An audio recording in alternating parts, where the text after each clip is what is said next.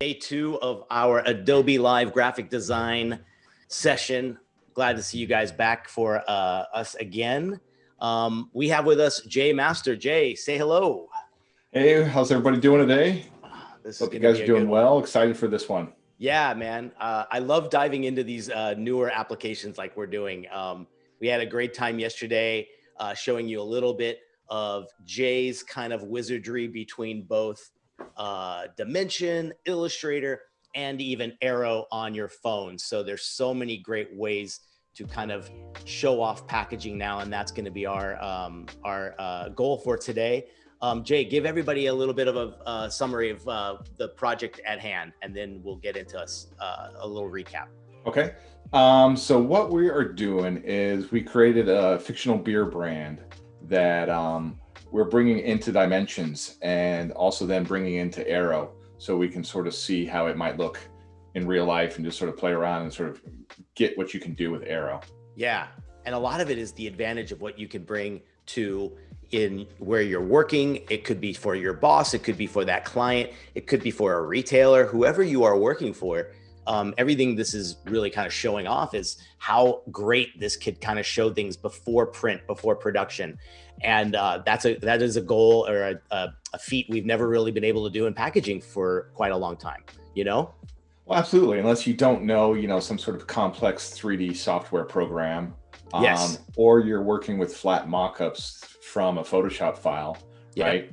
You don't have the ability to spin it around and present different views to the client, and one of the cool things about Dimensions, and we didn't get into this yesterday, but is that you can actually send them a web comp where they can actually spin the model around themselves to review everything, all the information, how it might look.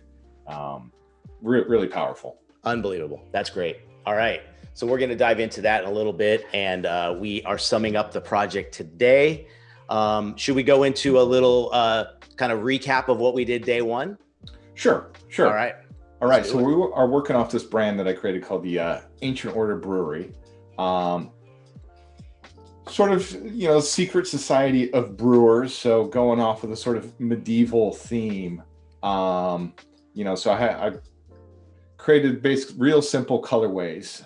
So what I want to do, if we have time today, is create a couple more cans. Yesterday we created one can and we're almost done with that one. Want to create at least one more, possibly two more, so we can sort of see how the system might work together. Great. And so we started getting into this label yesterday. So what we have left now is this left panel that we're going to be redesigning.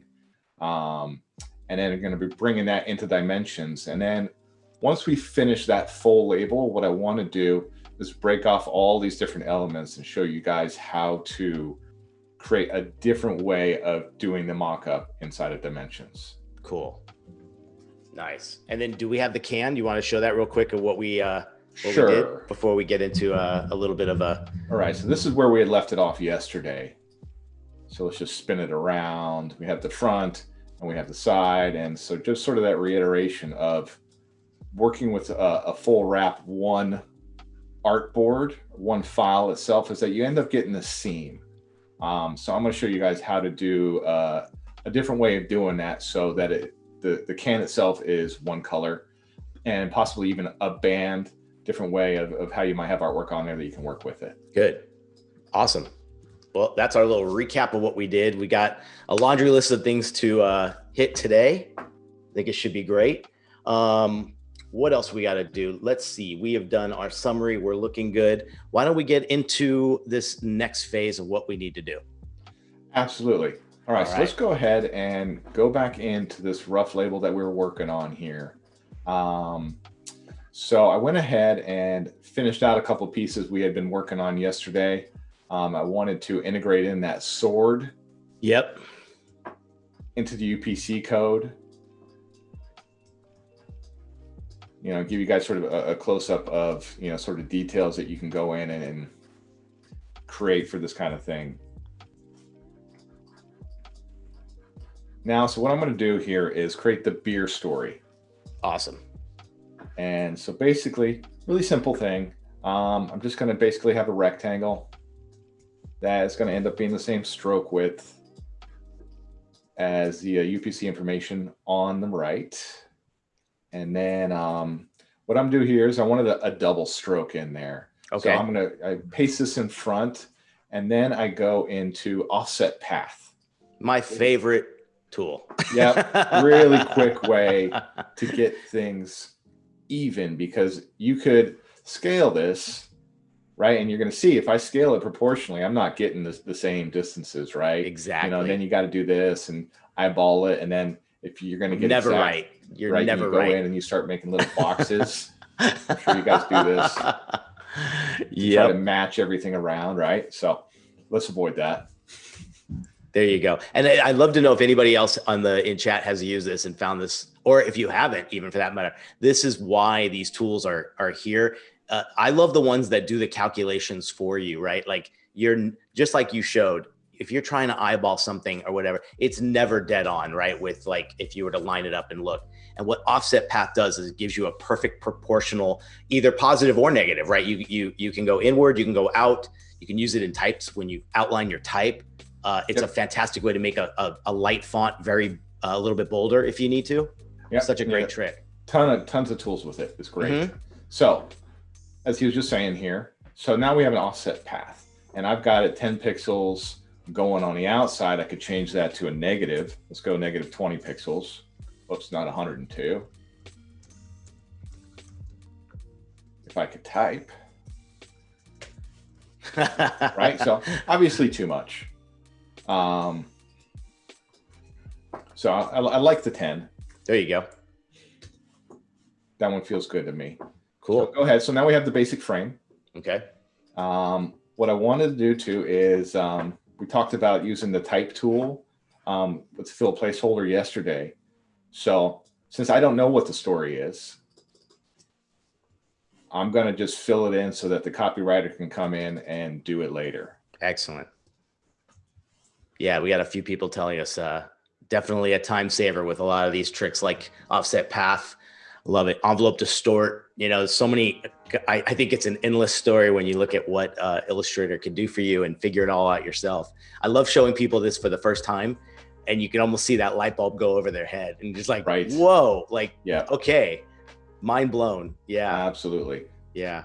So got my little header there, and then I'm gonna actually expand this box because I'm gonna want this to be about yay long, and I'm actually gonna change the font to the worker. Cool. Which is my secondary font.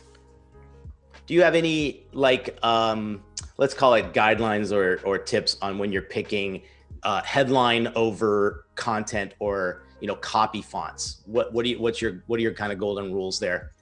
Well, for headline fonts, it really depends on the brand, right? Mm-hmm. For something like this, you've got a little bit of leeway and you can get a little bit funky. Yes. So, I like to go in and choose some sort of funky serif fonts or, whatever along those sort of lines. And then, I'd like to choose something more on the simple end for body copy because you don't want to make people strain to read things, right? Exactly. Yeah.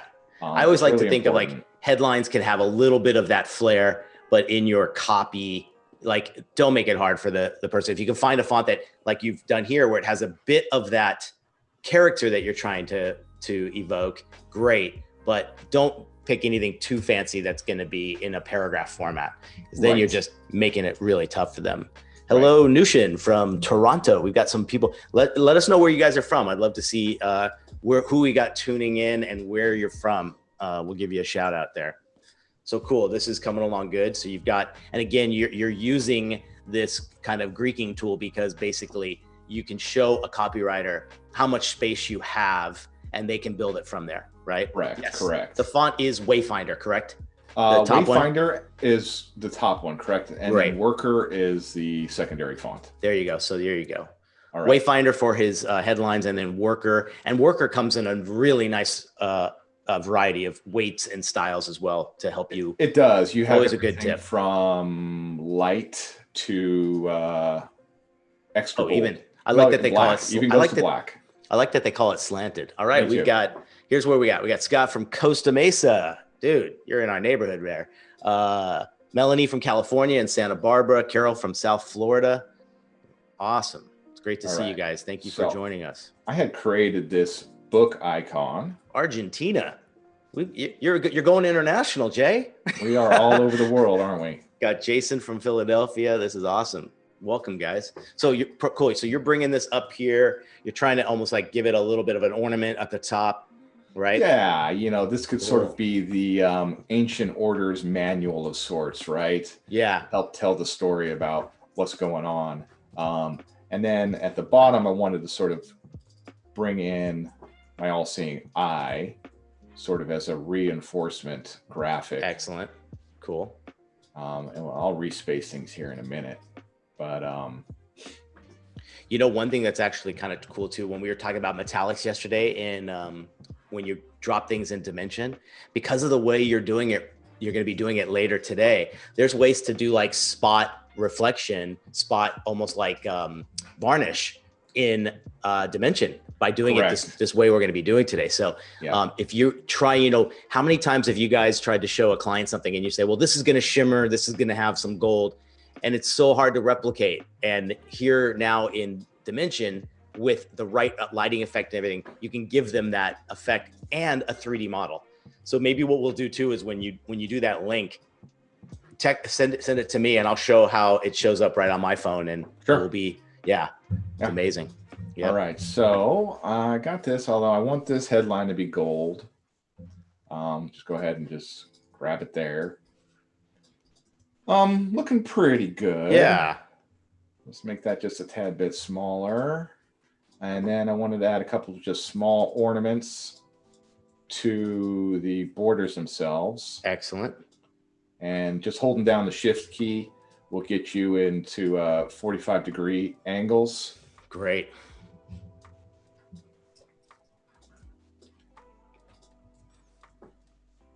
Yeah, I'm almost thinking too, like, I'm thinking down the road when we try playing with this in Dimension, I could almost see like some script or handwritten kind of like, you know, something that goes along the lines of this medieval vibe, and try one version in the background with it in a little bit of like a little reflection.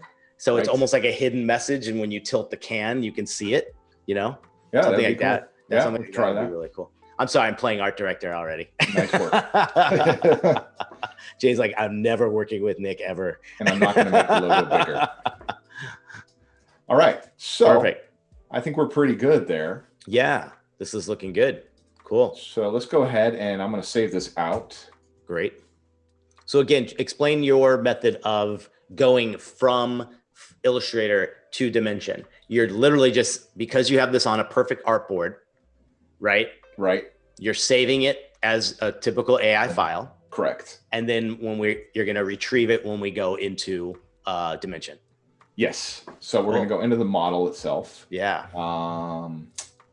Right there. And then remember, we got to go back through. So you got your setup over here on the right, where you have your environment, your camera, and we only have one can in here right now. So the artwork for the can is going to exist on this can level. Yes. Where you then click that right arrow and you can see this graphic right here.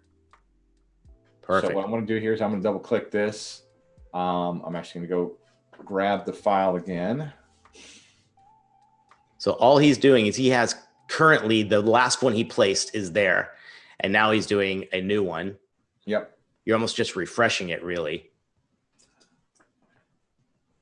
And it didn't sync yet. There it is. No, I just did Control Z. Oh, gotcha. Okay. Yeah. So let me just go back and make sure that that's saved properly in the right spot. Yeah. So you have it called label rough. Yeah. Let's just go ahead and put it back in here. Cool. Okay.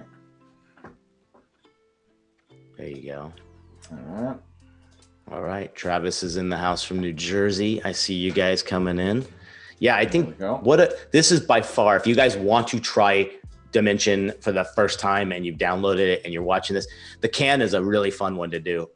We did it with my students last night in class. And again, like I gave them 30 minutes, basically the quickest challenge to just come up with some fun design and just play around with it and see how it looks on the can, you know? Right. Don't be afraid of this at all, you know? All right, there you go. So you've got everything. All right.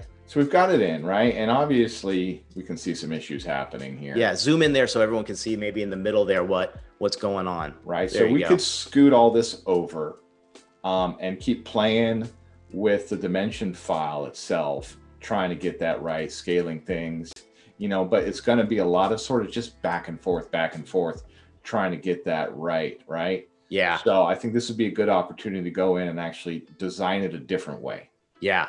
Yeah. Because this is natural. I mean, this is literally, this is how kind of on target this application is.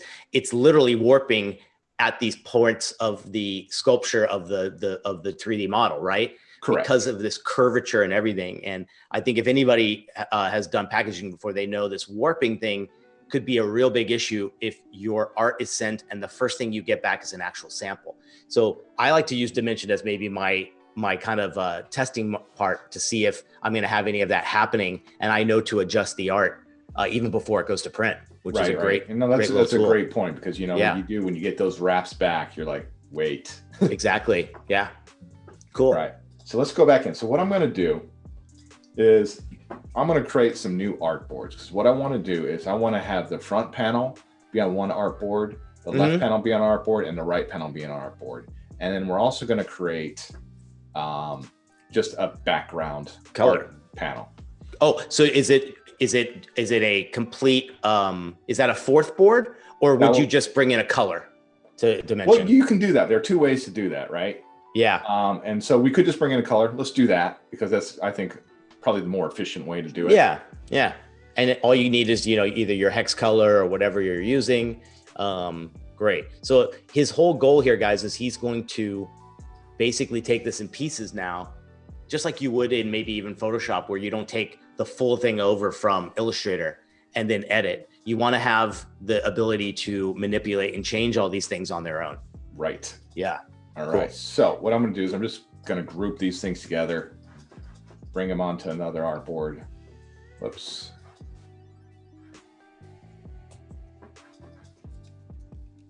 Here you go. Yeah. And I don't know if you guys do this often, but you can do pasting F. Yes. And it will paste it directly where it was on a new artboard. Correct. Isn't that great? A time saver. Yeah. So if you copy from one, almost click the artboard and hit Command F for paste in front, it will go pixel to pixel from that artboard to this artboard in the exact same position. Correct. Yeah. And now I just align that in there, set that up. I'm just going to make a new artboard based off of this artboard. Shift O leads you into a new artboard, and you just duplicate it up here. Great. I'm going to go ahead and bring in this middle panel. Was there any adjusting to the width of that new panel you made, or are you just giving yourself enough space that it's clean? Enough space that it's clean. Okay. You could go tight right next to it, but we'll bring it in and see. Cool. Awesome. Quick reminder to anybody who's watching on YouTube, come on over to behance.net/live. We'd love to see you pop up on the chat window.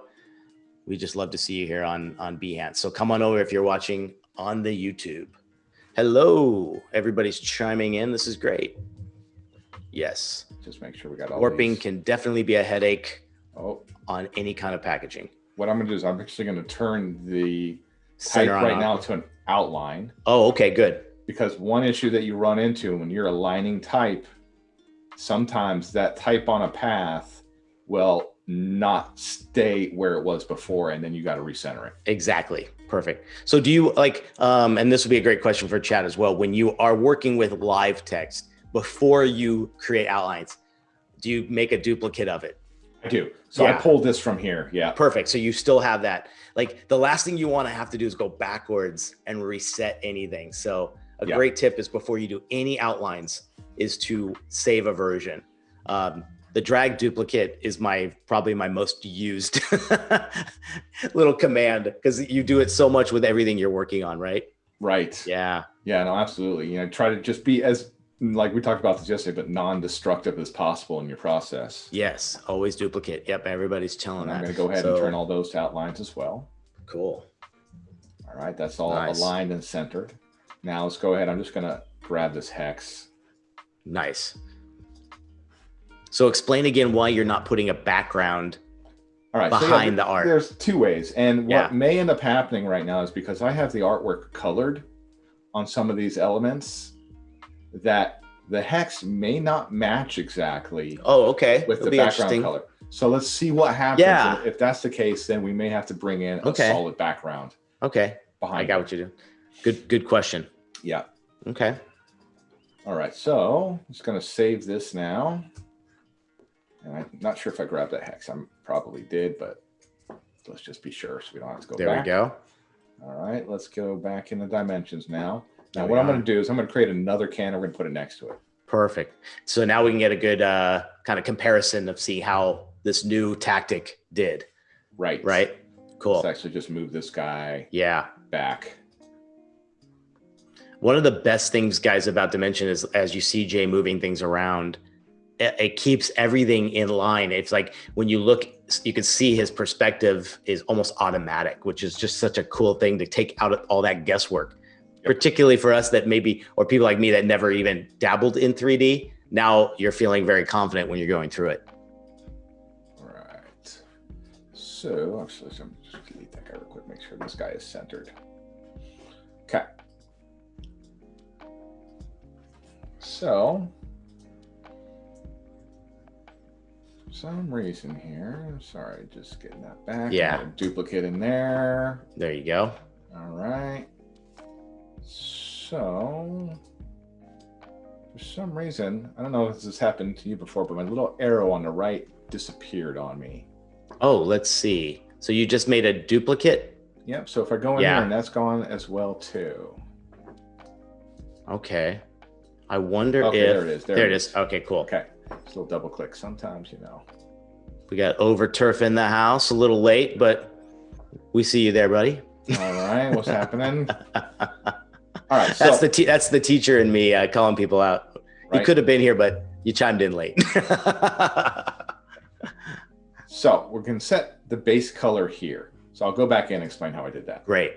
So on your CAM material, you have properties, right? So you got a base color where I can go in and I can actually set the color. So I'm going to bring over that hex, which I copied another element before. So now I got to go back and grab it. Yep. We got to mention that Carol mentioned that matching perspective to the background is one of the best things of this. And we're going to hit that after he's all said and done for sure, and show you how this takes all the guesswork out of any background you drop in there, which is fantastic. It's really great. Beautiful. All right. So there we go. So this is great. So a good differentiation. Can on the right, that background came in via the art you placed. Can on the left, you're actually assigning it the color in Dimension. Correct. And we'll come back to this too. You can also assign an image to that background as well too. Excellent. Right? Yep. So what I want to do is I want to add in now a graphic, basically a decal as it's called too, that you're going to put on top of this can. Perfect. So keep in mind, this is almost like layers you would build in anything in Photoshop, anything in Illustrator. These things can live on top of each other, which is fantastic, right? There you go. So correct, Carol. Carol already knows what we're doing. We're now eliminating the seam. I love it. What we're going to do here is, so it came in as a full graphic, right? Okay. So that's artboard 1. So you have to assign the artboard. Right. So that's still the one with the background on it. Correct. So what is it? 2, 3, and 4 are your other artboards? 3 and 4. So perfect. How do you do that? Go ahead, you click on the image itself. Okay. I got artboard 2. Perfect. Which is that right side. So there we go. Okay. We know we want that over on this side, right? Yes. So you just actually can drag it. Beautiful. What do you guys think of that? That's looking kind of cool. You can scale it. Yep. All on its own. You know, too, like, sometimes do you try to keep the art below where the can starts to taper just for the warping? Always. Yeah, exactly. As best I can. Good. Right? Yeah. Because, just like we talked about with the warping, that can be a real pain in the butt. All right. So want to add in another decal now. So we just go back here, go under actions. We're going to go back to the same file. And again, now we're going to go to 3. Perfect. Look at that. All right, so now we have the front Excellent. graphic. And it looks like your color on the inside of the little single eye there is kind of working. It looks like it matched. Yeah. Right? Yeah. Yep, so it's good to be wrong. That looks good. Nice. There you go. All right, so now we're going to add in a next one, right? Okay. So that one's looking pretty good. You know, I would probably adjust, you know, where the ounces are. Yes. Move this down a little bit. You know, we can do that a little bit later on. Perfect. Let's go in and add in another one. And we're going to add in the UPC information. Perfect. And this is really nice too, that you're getting it all off one file with different artboards. It just makes things so much more streamlined. Right. Uh-oh. Oh, geez. Jordan Wilson is here and he wants all the secrets. Listen up. It's there you go. Look at that. Now, this is great. Look at the controllability there. Isn't that? Now, let's just move this can out of the way. There's something in your way there, Jay. But you can see, though, you know, the clear difference in control that you have. Yes.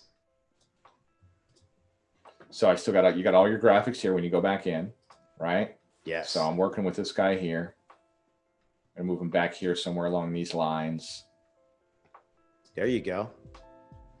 You know what this is also good for too? If you're doing multiple hero shots of your final project or product here, and let's say there's some great stuff you want to show off on there, you know, it's all lined up great and there's no warping.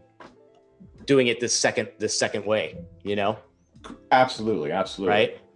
You know, and then what's, you know, another great thing about Dimensions, I can just copy paste this guy, pull him over to the side. Perfect. Yeah. Rotate it, right? Yep. So then I can get a back view of that. Yep. And then do the same thing. Bring them over here and then rotate it again. And I've show got your story two of the same graphics on there. Uh-oh. Something happened. Let's see. Let's go ahead and look. All right. Is it, let's see, that was a duplicate, right? I wonder if that did something to it. Yeah, let's go in and look at the graphics itself. I was pulling the wrong. Are you sure that's actually, yeah. Is the can on the right the one that's better without, is which one has the seam? The one on the far right? That should be artboard 2. Oh, there you go. There we go. All right, there we go. Sweet. Now wait though. Let's see. Huh. I'm gonna have to go investigate this. Right? It's pulling the same graphic, even though they are separate. Oh, let's interesting. go back into Illustrator. Okay. All right. So we got artboard 2, artboard 3, and artboard 4. Could be maybe with the multiple cans could have did something weird with the linking. Maybe go back a step or just have that one can and clean that. Let's actually just could be the undo duplicate. Yeah. And see what happens. Yeah. Jason had a quick question, basically saying that he always keeps his art within the artboard when placing it in Dimension. And what you had was you had the red color bleeding, and that's more intentional, just so your positioning. You have extra red to apply if it doesn't hit the neck, right? Correct. Okay. Cool. I like to, especially when you're scaling it inside of here, to see how it works. I can always go back and adjust. Yeah, it could be a little different, right? Yeah. So I hope that answers your question, Jason. Like just having that extra level above it. And I think your artboards have a little bit of a bleed on it. So of course that's that part shows. Yeah. Cool. You know what? It's never 100% match. Yeah. Let's start a new can. Okay. Because this one, something's going on there that's a little bit. No worries. And this will be a pretty quick process. Cool. While we talk here, if there's any other questions you guys have with Dimension as well, go ahead and throw it in chat and we can kind of answer it while we rebuild one really quick. One thing I love too is when I have something said and done in Dimension, I will just do a quick save as and make a second file of that, a second Dimension. And that's the one I can I'm changing the rotation or something totally different or adding more duplicates to it. It's a quick way to, if you've already built one, just do a save as, and now you have that one to kind of make another hero shot or something totally different. Yep.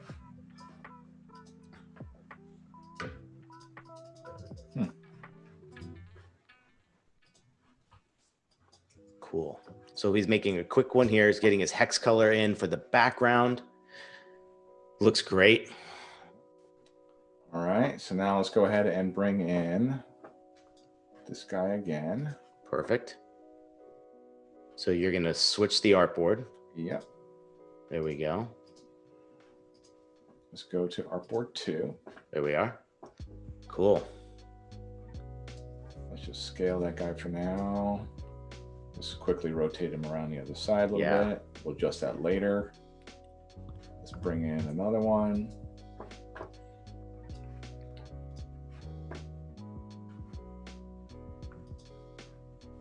Yeah, I get what you're saying, Jason. Jason was saying he kind of does it to the size of the artboard to know the exact size. I think certain times with the can dimensions, you can actually go into the, your 3D model. And if you know the exact height of that can and the exact width, you can plug those dimensions in and you'll probably get as close as possible. But I find there's just always some tolerance back and forth. Yep.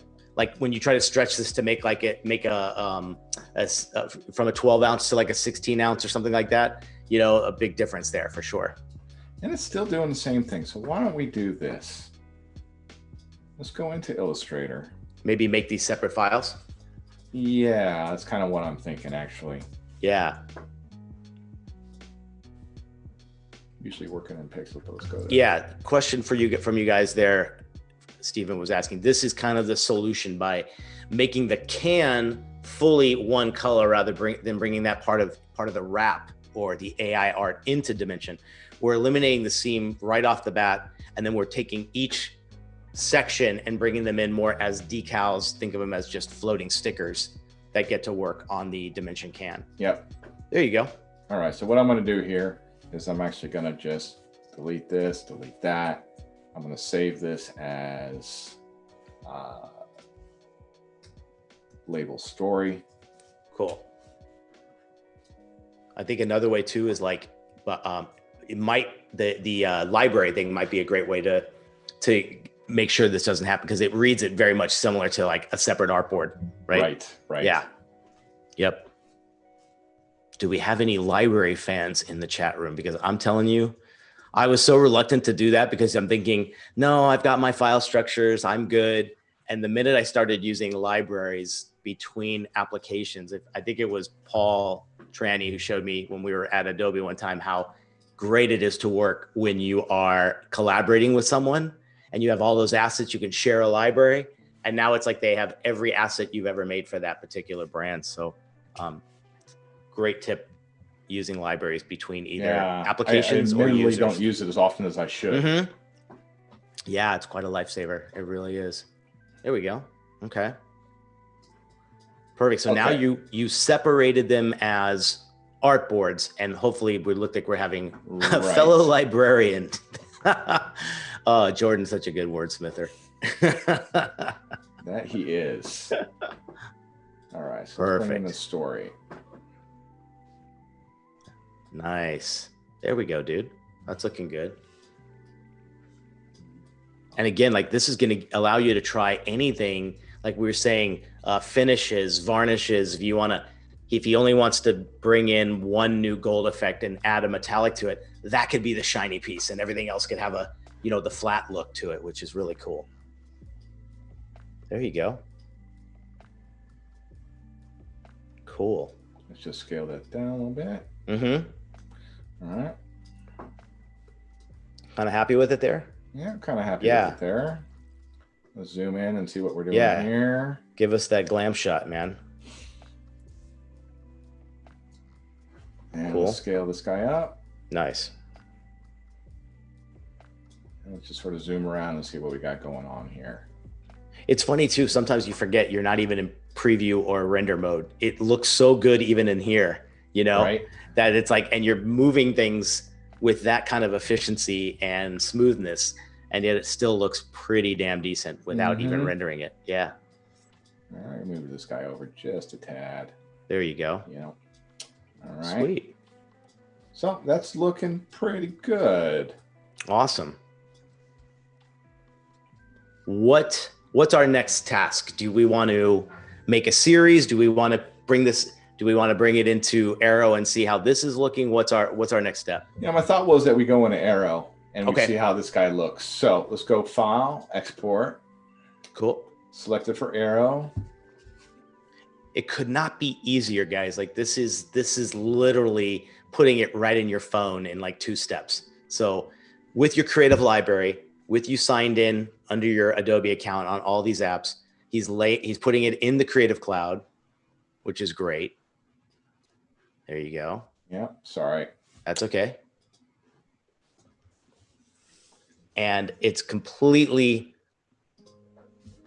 there waiting for you when you get into either Aero or anywhere else you're going to be looking for it.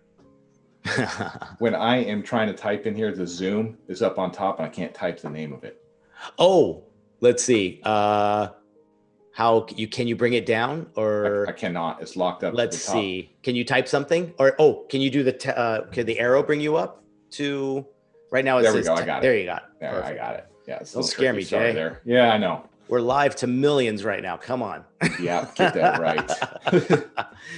Carol's giving you a nice prompt to save for sure. So yeah, always make sure you're doing that.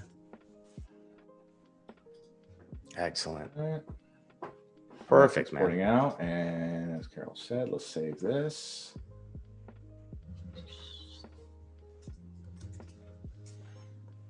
Cool. Okay. Looking good. Now, so we are going to swap over to Aero and check that out. Okay. Give us a sec there, guys. All right. Oh, look at your masterpiece from yesterday. Right. The big can, little chair. We can see what the difference is here. Cool. All right. And I'm going to pin this guy here. Nice. And then we are going to select model. Perfect. And it just makes it so easy. It's right there ready for you. Yep. So it should be this guy right here. There we go.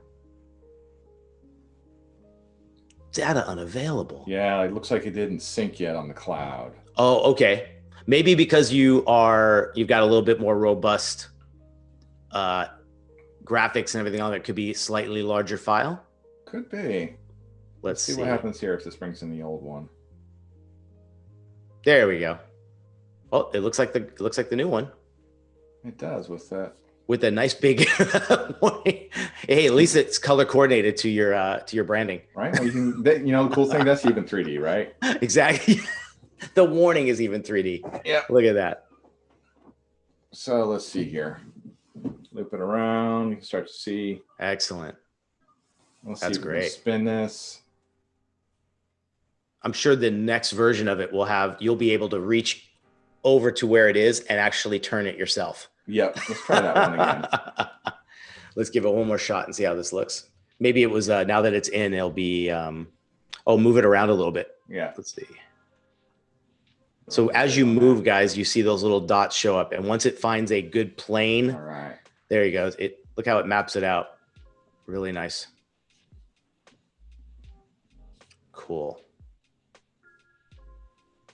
There we are. And you can actually see there is a different color inside of that band. Just a bit. You're right. Right. Yeah.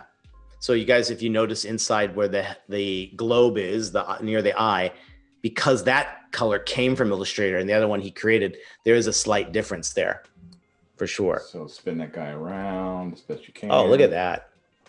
Right. Now, this is all shareable. This is all for you to use with your client and get them. If someone needs a quick approval before you're sending it to print, what a fantastic way to do that, Yeah. This is great. They get an idea of scalability. They get an idea of is the type working at that size. Great stuff.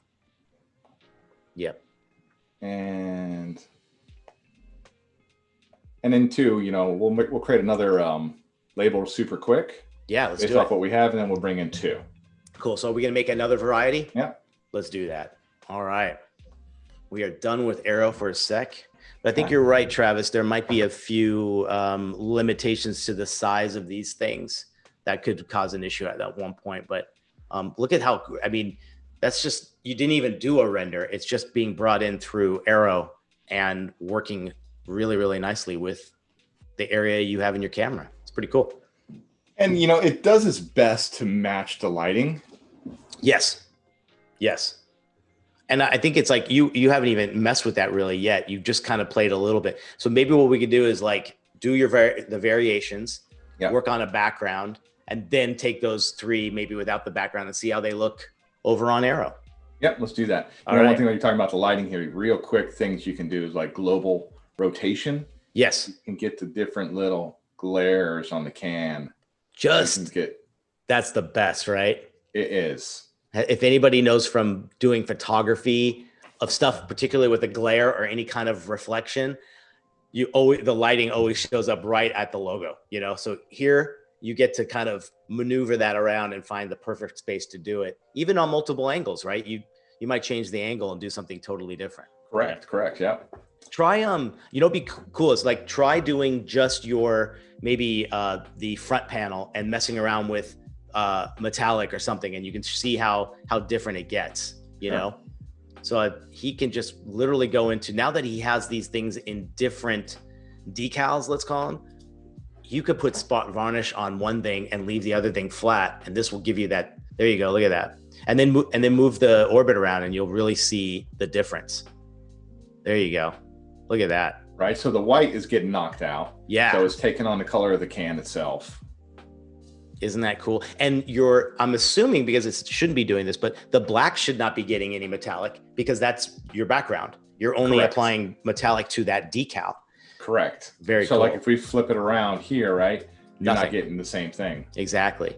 But we can now, like, let's say you wanted all your little, all your ornaments, right? Everything you did as like those little secondary logos. Yep. If you brought them in separately, you can hit up those with some metallic, and those could be the only things that shine. So there's your, I mean, these are all the things you figure out while you use this program more and more. It's really something. Yeah, you can do some really, really amazing things. Or the roughness too. You can work on that, and the opacity as well. So yeah, I'm really digging this way of doing it, Jay, because like I typically bring in the whole file. If I do need to focus on the back without a seam, I will just do the whole file, but mask just the back panel or something. So I'm bringing everything over. But this is a great way to have it all set up. You could even like have a few files ready to go, right? You can have a black can, a white can, a chrome can, you know, and pull from that first. Absolutely. And then you're giving yourself a little head start. Yep, absolutely. Cool. Yeah, you know, that's the quick and dirty way, right? If you just need something quick because you have a label that you're working on, you know, you're designing it out in the die line anyways. Yep. You can quickly see what it looks like, but only the front though, right? Because you saw the distortion that can happen on those other side labels when you do that. Exactly. Yeah. Or you end up bringing in, you know, creating another can that you end up putting the other artwork on the front. Exactly. So this is a much more efficient way of doing things. Nice. All right, cool. So should we head back over and make a few more your other varieties? Yeah, why don't we go ahead and do that? Okay. Let's go. All right, so we're gonna build a few more varieties. And this is a fun area. I know me and some other designers have talked about how we do this particular stage of a packaging design. What parts change and what parts stay, right? Like for a new flavor. So give us some tips. Where do you start? There's all sorts of different ways to go, right?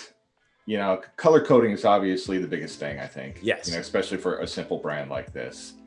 So we could change the band to blue. We could change the gray color to a blue. You could go white, reverse things out. You know, for this particular one, why don't we just do something really simple now? Okay. And just change this band to blue.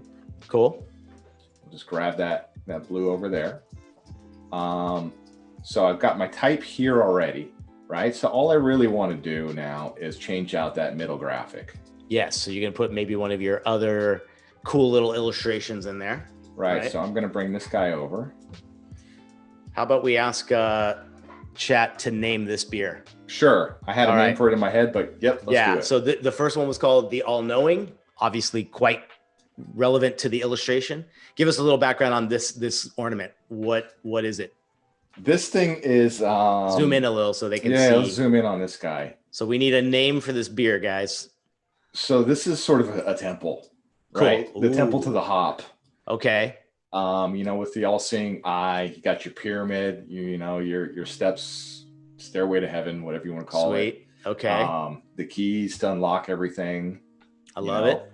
And the sword, obviously, got to have the sword in there. Yep. Give us some names, guys. So the first one was called the All-Knowing, and it was a pale ale. Do you have a particular beer variety for this one ready to go? I do, but if someone's got a suggestion, let's do it. Okay, that's good. Give us a name, guys. So what are we going to call this? Knights Templar or Temple? Knights Temple, maybe? Okay. What else? Give us some ideas, guys. I love how you announced it too. You had some great keywords in there. Again, it was kind of like the temple to the almighty hop, right? Mm-hmm. Keeper of the code. Ooh, Stairway to Heaven. That's Yeah. a good one. I like that. I'm going to name these off. You get to choose the one, Jay. Keymaster is a good one. Cool. What else we got, guys? Should be something in a phrase. Highway to Hell. The All-Seeing. That was a good one for maybe the first one. But this new one where we have a temple vibe, right? The All-Seeing. Everybody's saying that. Unlocked Wisdom. Ooh. Not bad. I like that one. I like that one a lot. That's really cool. The Dark Knight. That's kind of cool. Yeah. Like I love Temple. It just kind of has that great vibe to it, and the whole. And what thing was that you one? have The there. Temple of the Hop, or what temple? We of have. that Let's mine? see. I'll scroll back down here. We had Stairway to Heaven, Keeper of the Code, the Knights Temple. What else? Unlocked Wisdom, the Dark Knight. Let's see. Give me one more, guys. Come on. Where's the creative copywriting juices? Let's go. Secret Passage. I like that one. Okay, Steven, you win. All right. Secret Passage. Secret Passage. The Secret Package or just Secret Package? Secret Passage. So maybe you put the secret if you need more room. If you Let's need see more what that letters. looks like. Yeah. Oh, not That's too pretty bad. nice. You know, we can add in the, which actually sort of fills it out, right? Sure. Yep. You know, so one of the things too, you know, going back to yesterday, right? We had set this type system up on this oval so that it's centered and that these secondary rule lines, right, will always align it center in this particular case. Excellent. So it's worth the time to go in and set that up properly, I especially agree. if you're doing badge sort of systems. Yep, for sure. All right. Now, what kind of beer is this? The Secret Passage. Let's call it we've got some beer drinkers in the audience. I know we do. Give us a variety. What would the Secret Passage be? What kind of beer would it be? We had a pale ale. We could do a stout. I know Jordan's got a favorite. He can probably chime in there. Give us some beer. Weizen, which I couldn't even spell offhand. And we're looking for something not too long, not too short. It's a red. Long is good though too, right? Because you know sometimes you have to change the type size a little bit to get it to fit in there. That is true. We're getting what kind of an IPA? Maybe it's a black IPA, coffee IPA. That's nice. That's a good one. We got stout. We got red. I would say something with maybe like the two word thing. So either you could do like a red ale. Obviously, you can do that. You can do a hazy IPA. Thank you, Jacob. Right there with you. A porter, a Gulch. Porter's not bad. How about, I'm kind of liking that coffee IPA. All right, go for it. Let's do that one. There we go. Gosh, working in food and beverage sometimes really hurts because you get really thirsty and really hungry, right? All the time. Yeah. Amber ale would have been a good one. Amber ale is a good one too. Ooh, but let's think about this. So like, what do you guys think? We got a blue accent and we're doing the coffee IPA. Do we do maybe something different there? Vanilla IPA? What's that? A vanilla IPA? Ooh, yeah. That sounds Try really that. good. God, that just sounds delicious. Because a blueberry IPA does not sound too good. So again, like a lot of times your color accent, I do see brands get very successful in the color not having any association to the name, right? And people have that freedom sometimes. But I love having a connection there sometimes, which was really, really cool. Right. All right, perfect. So all we got to do now actually is change out the artwork on the front panel. Because we're just duping the sides, right? Correct. So what I'm gonna do is I'm gonna open that one up. Great. So keep in mind, guys, if time permitted, obviously your UPC code changes, maybe the story changes a little bit because of the beer variety, but for our sake now, you're really only having to change the front panel. Yeah, this is the quick and dirty way. Cool. All right, let's just group that. I'll cut that. Whoops, my bad.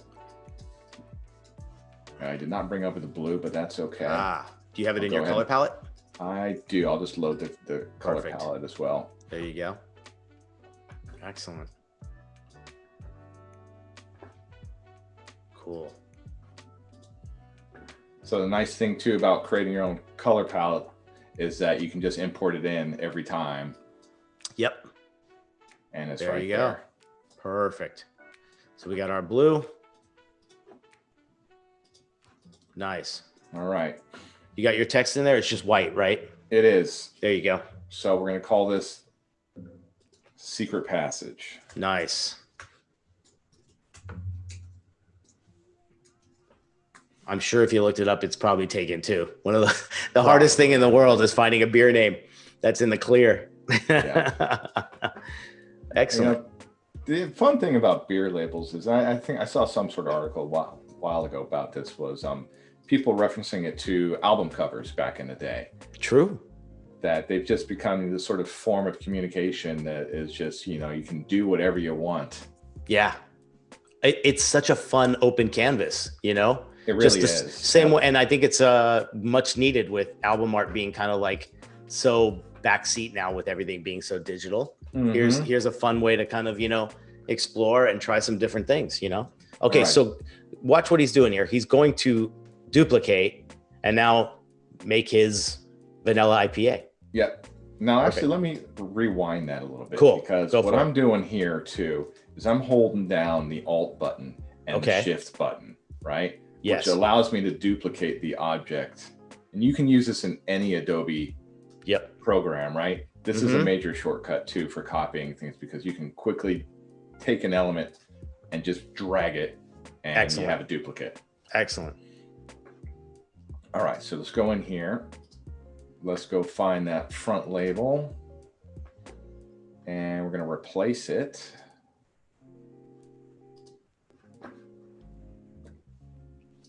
Excellent. With, it's hiding there again. It's got to be. Which one right is there. it? There it is. Perfect. All right, nice. There we are. Look at that reflection on the blue. It's looking good. That's pretty nice, right? Mike's still choosing beer types for us. I love it. Awesome. Lagers and Pilsners, yeah. Well, you know, one of the awesome things about creating these on your own, just for personal projects, you name whatever you want again, right? Exactly. That's so much fun. Yep. All right, so I just increased my canvas size there. So we can sort of see, you know, not too bad, right? Yeah. Use the orbit around, show how those things are really shimmering. Yeah, look at that. That's really, so isn't that great when you see two of them moving in sync like that and we have no seam, right? You got little bits of gloss. It's looking really good. Now, too, why don't we just drop in a plane on here? Okay. And just get that big. And then I'll show you, you can just quickly add, Adobe's got a whole bunch of great materials you can add. Yes. So this is your way of almost building a prop studio. Right around your stuff there. You know, I mean, you can even use beer. Yep. Keep in mind, we're still in design mode. So obviously it's not rendering to the full amount, but it's all there. Yeah. Yep. So why don't we do just a quick render? Yeah. Hit that button there.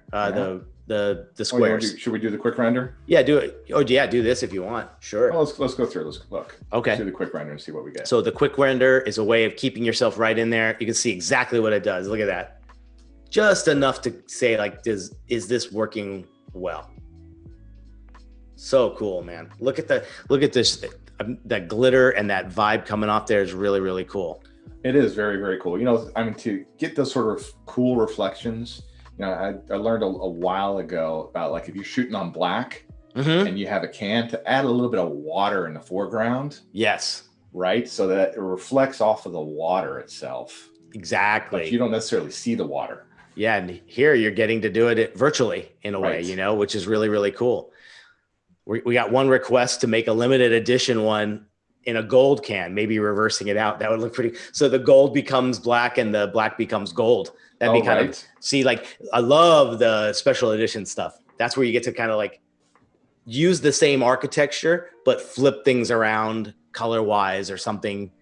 It's very fun. Yeah, this is cool, man. So you typically do this where you just drop a plane in to mess around and see kind of how this is going to look with different backgrounds? Yeah, I'd like to have a base. Good. Yeah. You know, the other thing I wanted to get into is actually bringing in a photo. Yes. And showing how that matches. Why don't we go ahead and do that right now? Okay, cool. Got a question from Martha. She says, I'm working on a fudge packaging today. So just grab a box template and adjust the sizing. I would say if they've given you dimensions, Martha, and you're messing around with something, there's a few online box builders. If you need to actually build the box, you plug in the dimensions and you'll get a quick die line. But definitely then take it into Illustrator. You're going to be placing your art and everything in Illustrator. Your die line shouldn't exist in Photoshop. She was just asking if that's something she should do. Oh, right. Yeah, no, die line will not exist. I've read about it. They are working on integrations with die lines. Yes. Right. There's a couple programs out there that are pretty pricey that will allow you to create die lines in Illustrator and then bring them into 3D. But, you know, those are $15,000, $20,000 programs. Yeah, I got to see like a sneak peek of one once, and it's crazy. But I think I see that coming along the lines of the dimension world, where it can maybe even one day start doing some folding and seeing how the unboxing of it works or something like that. You know? Right. Sweet. All right. So I'm going to bring it in. I got this table image off of Adobe stock. Nice. So what we're going to do is we're going to have these two cans sit on table. Great.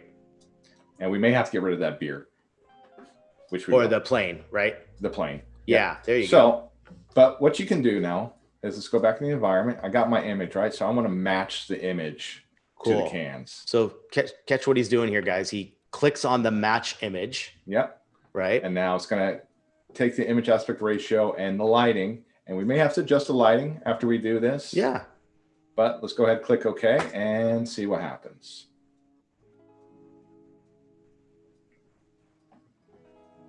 All right, so let's drag these guys down. Oh, did you have I wonder can that read the plane well? That's what I'm wondering. Did you have it checked in the match image box? Why don't we do that again? Let's try it again. Let's see. Match camera perspective. Canvas. Let's see. Resize canvas to image aspect. Take create lights off. See what happens. And then you don't get match camera. So let's see. Try it again now. Don't do that. Click OK. Let's just take lights off. And see I wonder if it tried to get it onto that back counter of the picture, because your picture has almost like two foregrounds. You see what I mean? Yeah, yeah. You know, I have another one. Let's just get rid of this that I've actually created earlier that crop to fit. That's so funny. I've never seen, I've seen that work every time, and I'm thinking it's just finding the back counter first. Right. Let's go ahead and actually just replace it with the same thing. Yep. Let's just scale to fit. All right. How's that working? Let's see. Let's see here. And then match the image. Sorry, I keep kicking that out of There you go. And does that work? Let's see. No. Yeah, because it's pretty well lined up to that counter in the back. If you really look at it, which is really interesting. It's not reading the table, maybe because it's round. I don't know. Like maybe, you know, you can mess around with it. You can try it. Do you want to try it manually, or do you want to try another background? I actually have a file that I have that set up already. Oh, let's see it. Okay. The magic of this. Let's see how it looks. Nice. There we go. So this one set it up. So you can see the plane is actually different. So there's something that we did there. Okay. That why don't we take a look at that though? Oh, I see. You're saying it's cropped. Your table has much more image. Maybe the way it was cropped. Yeah, it's cropped to fit. Interesting. Yeah, oh, what's the dimension of the file? Well, this is a 32 by 2400. The other one was 1600 by 1200. So it's the same image ratio aspect. But it's cropping to a different dimension. If you said crop to fit, right? Right. So that maybe that's it. Because if you look at your other file, your table, you were able to see the whole oval. Here, you're going off to the side, and I think it's obviously much more in the foreground. Right. Right. Yeah. So anyhow, we're in here with this one. Cool. Added in a skull, which you can then, with anything else, apply different textures. You can make that glass. Yeah. Spruce wood. Yeah, that's great. Even like I like the brass, the gold, the all those anything to replicate what you got going on to like the gold of the can looks pretty cool. Huh? Right, right. And then you can even actually add a decal onto here. Onto the skull? Uh-huh. Oh, nice. So why don't we customize it? Let's bring in the pyramid. I love that. Excellent. You probably change the color on this guy, right? Oh, now that is a great idea to customize something that you might have got from stock. Yep. There you go. Now, so we're in this decal. You can actually edit this decal then too. By going up here and clicking edit. Oh, yes. Cool. So this is going to jump you into Illustrator. And why don't we just change this guy to the dark gray? Okay. We'll hit save. Great. And we'll jump back into dimensions. And perfect. It's changed, right? So notice that, guys, if you make a edit, it pops up the artboard, right? Boom. There you go. Yeah. And it will be a live change. Should be changed, but you get the idea. Yeah. Yeah. What about, show how you did the thing, because we got a little less than 30 minutes left before we get into the creative challenge. Absolutely. All right. So this guy, let me just redo this one from the beginning. So there's different splashes that you can use, which are kind of fun, right? Yeah. So that could be like a beer splash that you have rotate around it. Yep. You could even throw that guy back into space. Yep. And I always suggest trying these. The splashes are the best one to learn the tools as well as you can, right? Like they're a little, you try one out and you go, whoa, my scaling's off. And once you try the tools with these will help you master all of these little fine tunings of dimension. Absolutely. And then you can apply beer to this. Cool. Rotate that guy. And then we're going to bring him forward. It gets a little bit tricky with the space when it's matching the ratio. Yes. So let's scale this guy down. Nice. That looks cool. And you'll find with these splashes, they're very versatile. Like if you turn them over, you might find it works. You can find that perfect angle all the time. Right. Hello, Cindy. Welcome. Thanks for joining us. Something along those lines. Yep. That's kind of cool. Yeah, it's pretty cool. I like that, man. Then too, like we were talking about, you can mess with the lighting in here too, right? Like go in. So what this did too is when it matched the environment, it brought in several other lights. So it brought in 2 directional lights. Yes. Which you can then change. You can change the color of the lighting. You can change the intensity, the rotation, how high it is. Yeah. Right? So you start to get some sort of nice little Look at bright that. spots on there. That looks great. It's sort of, once you get those like nice contrast spots, right? Like highlights, choose whether you want it to be a circle or a square type of light. How soft it is. Isn't that great? Like that control is like every photographer's dream. Yeah. No, this is where you can make things really sing. Yeah. Absolutely. I want to click the quick render and you can get a good idea of how it's going to look. I bet you'll see how, there we go. Now it looks like beer. Mm-hmm. Look at that. I mean, it's amazing how the lighting just comes to life when you just try that quick render. You get this perfect idea of like, yep, I think I'm in the right track. Perfect shading from the skull to the can. You can see that as well. Yep. It looks really, that's something else. Love it, dude. It looks great. Yeah, pretty cool. Yeah. And again, we've shown you too yesterday how you could do those camera angles, but when you start bringing in backgrounds, obviously you want to lock this one into that background.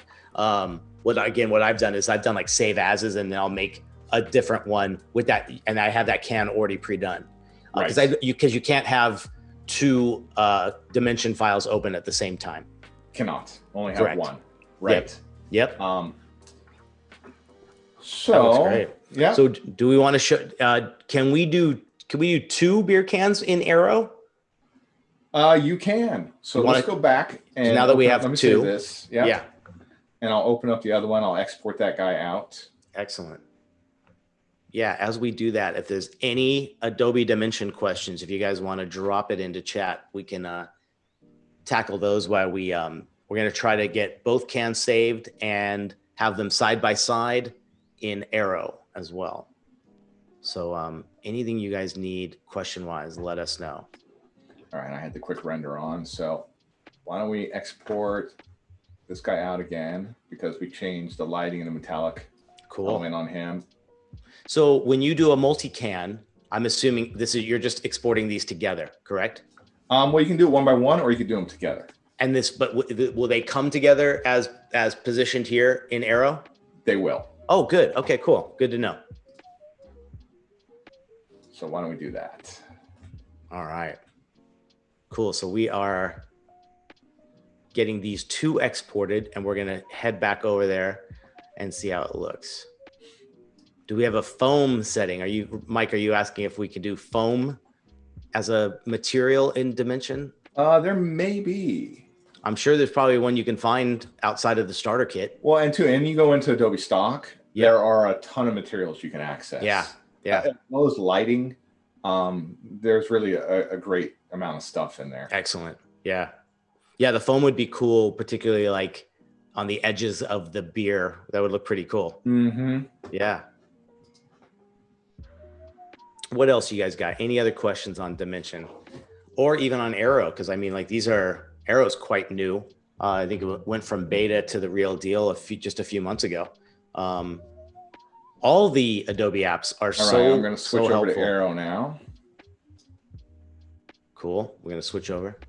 Anybody use Capture? I'd love to hear that as well. That's become another favorite of mine on the phone. All right, we're going to do a new one. Let's drop it right there. Now I'll go back into the cloud. Can too. Is that it? Yeah. And there we go. Look at that. Now let's just go into preview mode. Get my thumb out of the way. There you go. And you can see the metallic element, holds. It's incredible, man. It really is. If you see the lighting, it does shift, along the can itself, right? You're right. Yeah, you're getting to see the shadow of the other can on there. Yeah, and it's even calculating the light from my monitor behind it. Yes. Question, can we import this scene into After Effects? I guess if you film it, maybe if you shot this as video, you could, but I guess can you import this into After Effects the same way? I don't know. That's a great question. I Yeah. haven't tried that. Yeah. You may be able to export, because After Effects has basically CD4 light. Yes. And so you might be able to export out the object and bring that into After Effects. But my guess is that you kind of want the scene of what you're doing to bring in After Effects. Yeah, that's what I would think. Interesting. Yeah, that's a good question. Yeah. Worth experimenting with. Yeah. And one thing is too, have you tried, like with capture, you can capture a material. Let's say you have a wood sample you want to try, or a stone or a granite. It can now be in your library in Dimension, and you can add that material to any 3D object. Right. So you have some really good stuff there as well. Also, I saw a great mural in a coffee shop. Yep. Had some capture work. That's great too. Capture, I mean, I like using it for textures, for, and you can bitmap it, you can turn it into full vector and use it as overlays and things like that, which is really good. It'd be nice if you can get this VR experience into a web page. Yeah, for sure. I mean, like what we've done too is I've been able to do almost like 3D models and record them, show them to the client. They have used it, like you can actually screen record your moving and manipulating the can. That could be something engaging for social media and things like that. Capture is great for fat. Yeah. And just mentioned too, capture is great for fabric design. That's a great one. And making patterns. I mean, wow. Just you could spend hours on capture alone, which is great. For sure. One other element too, inside of Aero, you can actually animate objects as well. So if you guys check out the Aero Instagram feed, they highlight people every day that are doing some really funky stuff. That is amazing. That's great. Yeah. You want to try doing the save the 3D link and send it to me, and maybe I could show it on my phone that I'll show the proof is in the pudding that we get it here. We're going to publish this 3D scene. Yep. And then I'm going to create a public link.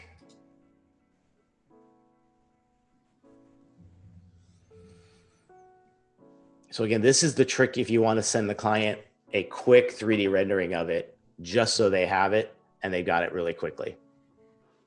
Or if you want, you could just view it on the web.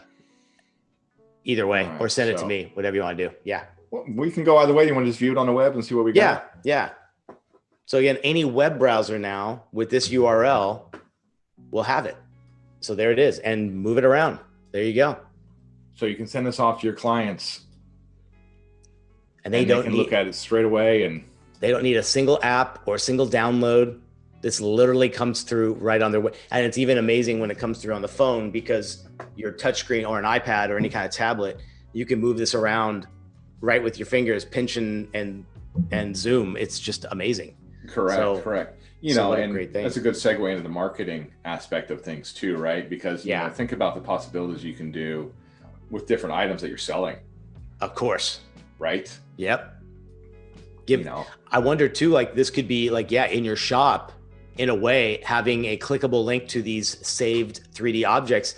And instead of just looking through a gallery of something, you can actually spin it around in 3D and take a look around. Right. And even from a designer perspective inside of our portfolio, if you want to show off your cans, you could have a can or whatever it is, a box, whatever. They can just spin around and see the whole design itself. Yeah, that's great, dude. That's great. Yeah. What else could we do? You want to do, we've got about 15 minutes before we're going to drop into the creative challenges. Anything else on our wish list? Yeah, I did one thing, and I always do this with every client that I'm working on, is I get a grocery store shot. Nice. And whether it's cookies or crackers, dog food, whatever it is, I go and I snap a photo in the aisle. Great. And I like to show what the can will look like in this environment, right? So you can see it against other competitors and things like that. And as you guys can see, beer cans are they're all over the place. Yeah. Right? You know, the one nice thing about it is, you know, obviously it's front and center, right? A little bit different if I put it off to the left, right. But it's that, you know, it's really clean and simple and, you know, stands out, you know, amongst a lot of the other ones. Yep. And this is a great test before you send it off to a client. Maybe you've been too attached to the design and you're not seeing it amongst the competitors. And by doing this, I've had a few times where I've gone back and made some tweaks, you know? Oh, absolutely. Right. Yeah. You know, sometimes you design something, you don't realize how close it is to another competitor. Correct. Right. Because differentiation is a huge key. Yeah. Right. You want it to feel like it's within the family of all the other products, but it's got to be different. Right. Yeah. You know, and the logo's got to be big and pop. Make it pop, man. That's all you got to do. But, you know, I mean, pop is obviously a huge part of it all. Exactly. And this is a good reality check for all of us when we're designing anything in that space that has competitors left and right, top and bottom. And like we mentioned yesterday, you know, I've done this before too, where I brought the dimension folder or file in Aero to a grocery store, and I've made room on a shelf and basically plopped my design on there and then filmed it. I've done the same thing. Right. And the same thing. And that's a great way to do it. I always suggest checking with the manager first. Sometimes, like, I just want to be courteous to places, you know, so you don't have any issues. But nowadays, though, everyone's shooting photos everywhere. So I don't think you look that odd doing it. No, I agree. Yeah, you may, but it doesn't matter. Yeah. But I love this test. It's really, really good. Yep. What else can we do? We could attempt that limited edition one and see how that looks really quick, or we can do a pretty good overall recap of the entire process of what we did. Let's see here. What do we got? About 10 minutes left? Yeah, about 13 minutes. All right. Why don't we... You want to see what a limited edition would look like? Why don't we just take what we got here? Let's bring over... Well, that may take some time to reverse everything out. Let's see here too. You know, one of the other things I was thinking about too, we were talking a while ago about like other marketing purposes for like a can you would use for Canon 42, right? Yep. About creating like a treasure hunt kind of thing. Oh, cool. Right. So that you could have, if they have the app or you send messages, if they're on a list or something like that, where they can go find different elements around the restaurant or around even the neighborhood, that you have things planted. That could then lead to a discount or free beer or whatever it may be. Sure. Right? Sure. Yeah. That's a great idea. All right. So why don't we I'm going to create a background. Okay. So obviously our special edition will probably be a stout, I'm assuming. Right. That's always a good one. And what illustration are you going to use so we can ask chat to go with another name? That's a good question. Yeah. And, you know, like, yeah, I know Steven just kind of mentioned a quick tip on using the like universal edit color edit to change a whole thing in one step. That's a great way to mess around with it. That is, you know? Yeah. All right. What illustration are you going to use? I don't know. Let's see. Oh, how about maybe the book, since you've got the eye and the temple and the other one. I mean, like maybe the book could be something, the book and the diamond or the book and the sword or something. Okay. You call it. Why don't we do the book and the sword? Let's do it. What's up, Juan? Welcome. Thanks for joining us here. We're going to be coming up with a name, guys. So we need a name really quick. Ooh, golden ticket. That's a good one. It's very Willy Wonka. So we're going to have a stout limited edition. We've got this beautiful book and the sword. We need a name. So we need a name for this beer. Let's see. And we've already got, what was our last one? Passage. Give me a reminder. Secret Passage. Secret Passage. Yeah. Right. What else do we got? Give us a name for this stout. It's got to be really, really regal and really special. This is the creme de la creme, most expensive beer of the brand. Let's see what everyone comes up with. There you go. Got something? Ooh, the Excalibur. Mm-hmm. Ah, love that one. That's fantastic. All right, so what we need to do here is I'm gonna just zoom in a little bit. Got the hidden door, Excalibur. What else you guys got? Oops. I'm always a fan of that Excalibur. That's a great name.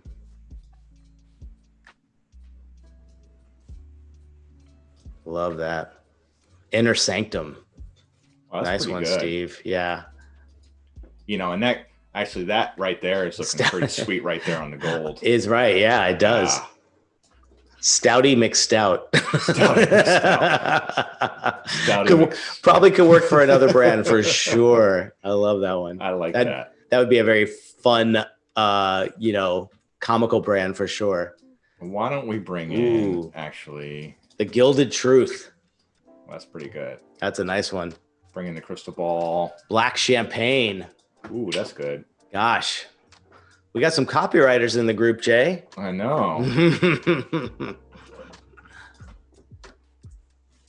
Nice. And we're bringing in the crystal, right? So I'm going to bring in the crystal, put it on the book. Ooh, okay. So crystal could be something in there. Maybe the crystal sort of flanks. Uh-huh. I like Fill out that space a little bit, right? Okay.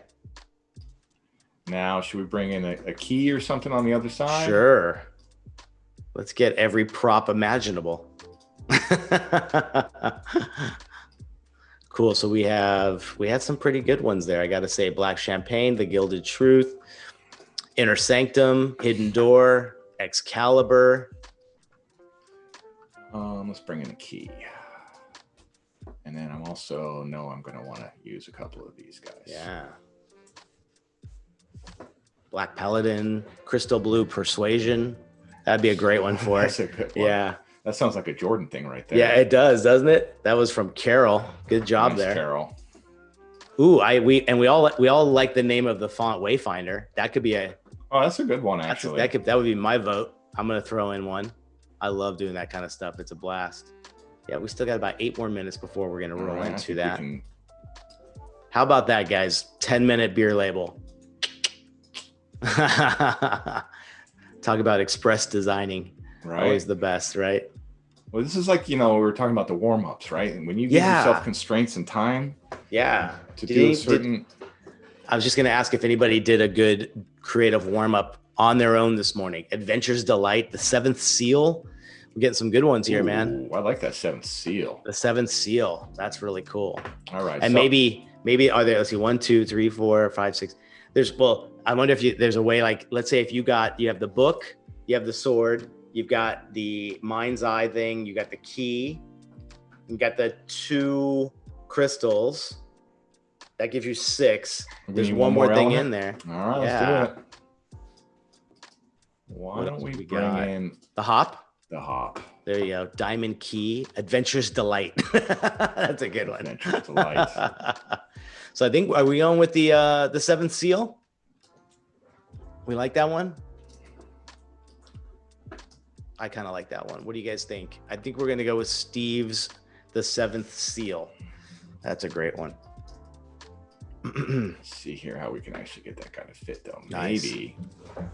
Yes, the Seventh Seal is it's fire. The top of the sword. The hex. Come on, dude. Now you're talking. There you go. What do you think? Turn it or that way? Yeah, I was wondering. I don't know. I think either. Let's take a look at it. Yeah. You never know unless you take a look at it. Uh-huh. Or even that way. Yeah. That's kind of fun.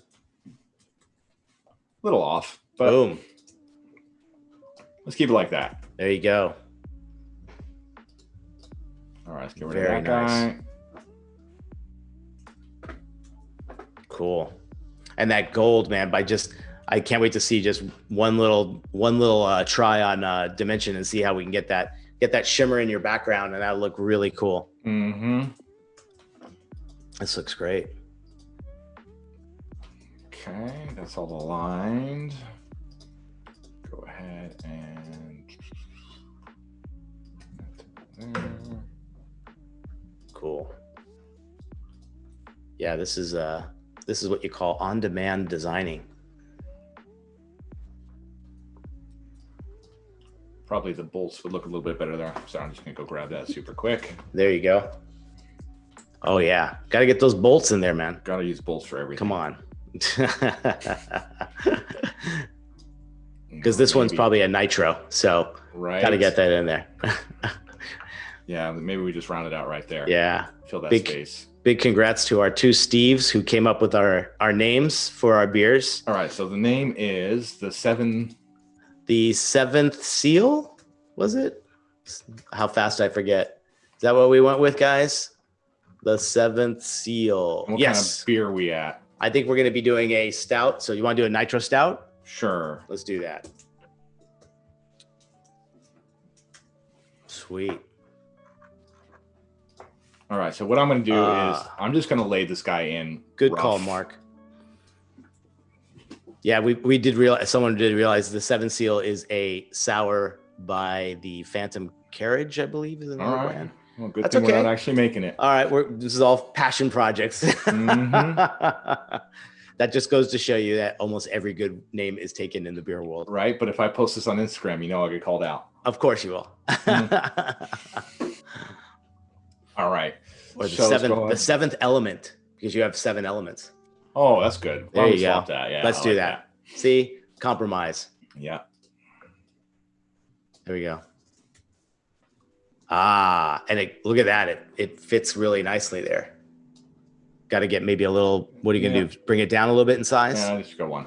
There you go.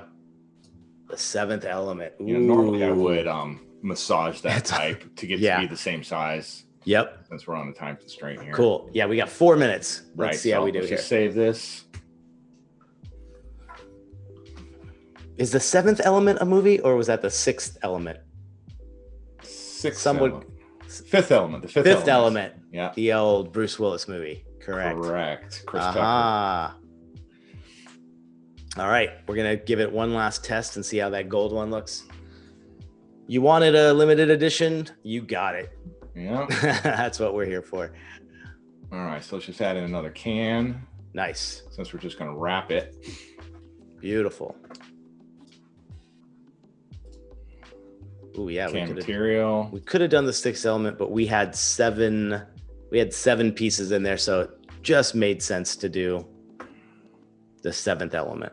There we go. All right, now we got to choose the artboard, which is going to be 6. I'm anxious to see how this looks, man.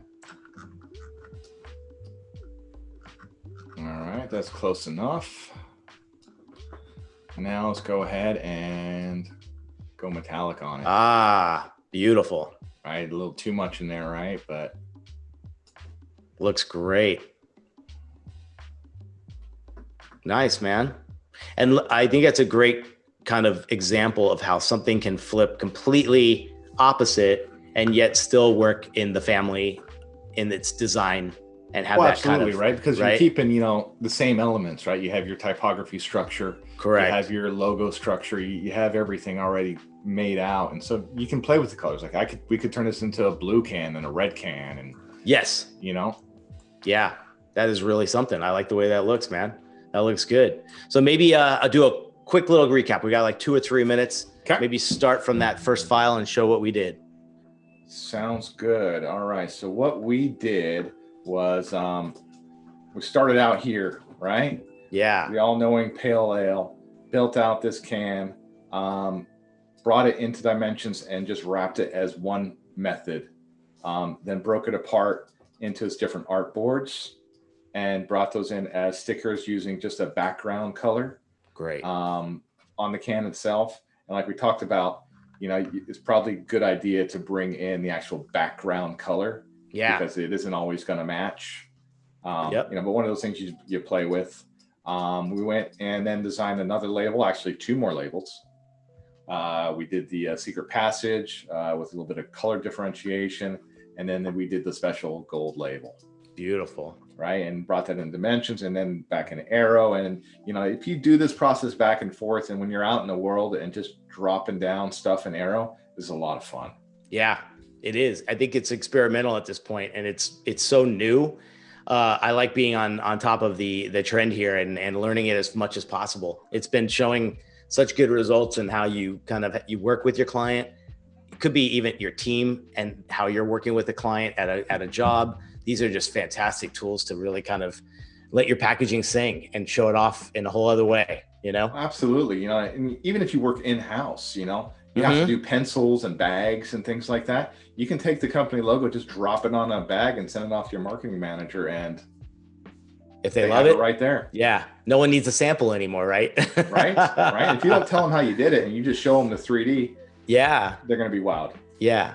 Carol was asking a little bit about using the planes, and we did that kind of, you might have missed that, Carol. We were showing how you do that and you get that really good. It gives off light when you place it on the bottom. I'm assuming too, you could build planes as walls too, right? You can put this in its own environment, right? Right. So if I copy this right here, right? Yes.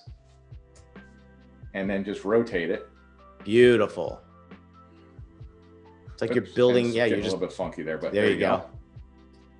Let's just bring it to the back. Amazing. And there you go, right? There you are. You know, so you can make your own little box with whatever material you want to. That's fantastic.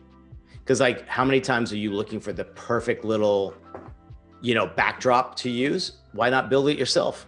Yep. That's great. Look at that. What a trip. Such a nice little touch to it for sure, huh? Yeah, no, it's fun. You know, even just bringing in other objects as props and stuff too is, you know, pretty fun. So yeah, you can do a ton.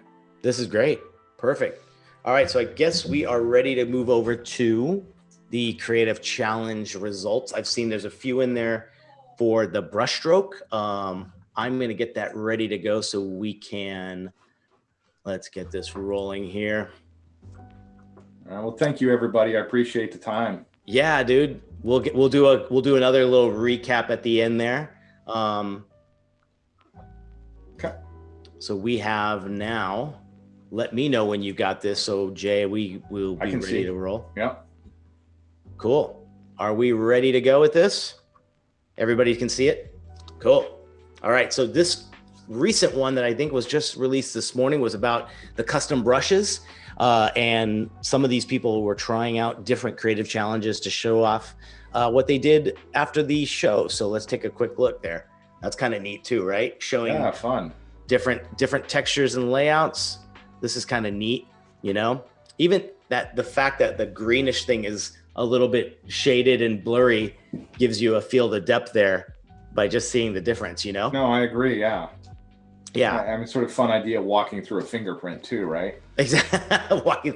Yeah, exactly. X marks the spot. There's your, it's almost, it literally is a maze. Look at that. That's pretty cool. Never looked at it that closely to kind of see that, you know? Here we go. Let's see. This one is from Ant. All right, cool. I want to make sure I get some of the names there. Ooh, that's like, that could be frameable art right there. That's pretty cool. You know, I love that. And I'm assuming I love the abstract shapes. I know. This is great. I'm assuming too, this kind of brick thing was a brush itself too. Right. Yep. The complexity of what you can do with that and everything, and just showing the versatility of both that, the simple red dash, and then the footprints. Really, really nice. I also like kind of the color composition as well. What do you think?